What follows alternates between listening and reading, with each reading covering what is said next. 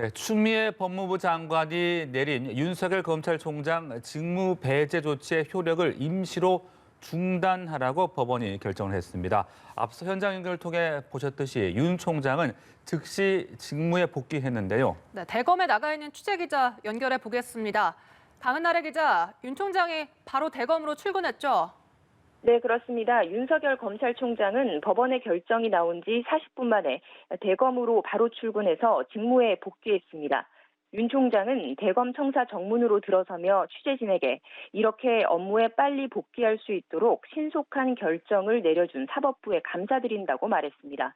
이어서 모든 분들에게 대한민국의 공직자로서 헌법 정신과 법치주의를 지키기 위해 최선을 다할 것을 약속드린다고 덧붙였습니다.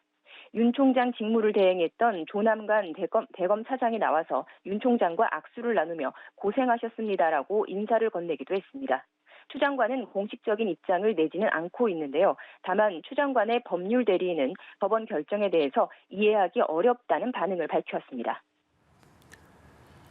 네, 이 같은 법원의 결정이 나오게 된 과정 설명을 좀 해주시죠. 네, 어제 신문을 마친 서울행정법원은 오늘 오후 4시 30분쯤 윤 총장이 직무배제 조치를 멈춰달라며낸 집행정지 신청을 일부 인용했습니다.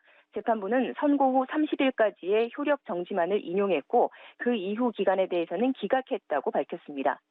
신문에서 추 장관 측은 직무가 정지돼도 실질적 손해가 없고 내일이 징계위이기 때문에 집행정지에 긴급한 필요성도 없다고 주장했는데요.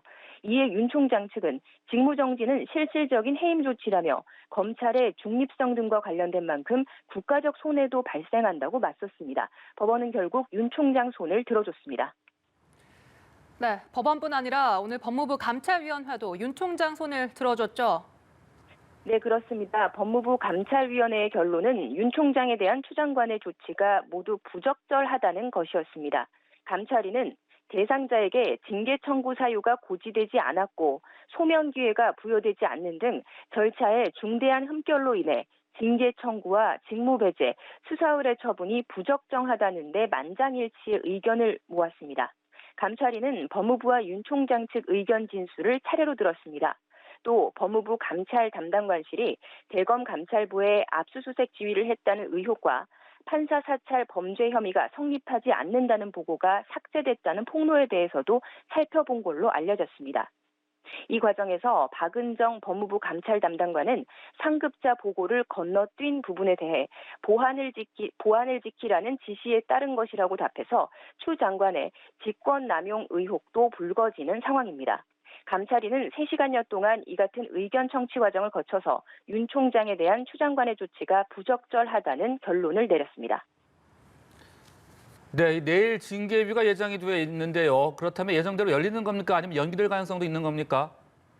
네, 감찰위 결과에 법적 구속력은 없습니다. 감찰위 결과가 나오자마자 추 장관은 적법 절차를 따랐다며 향후 권고사항을 충분히 참고하겠다고만 밝혀서 징계위 강행 의지를 드러냈는데요.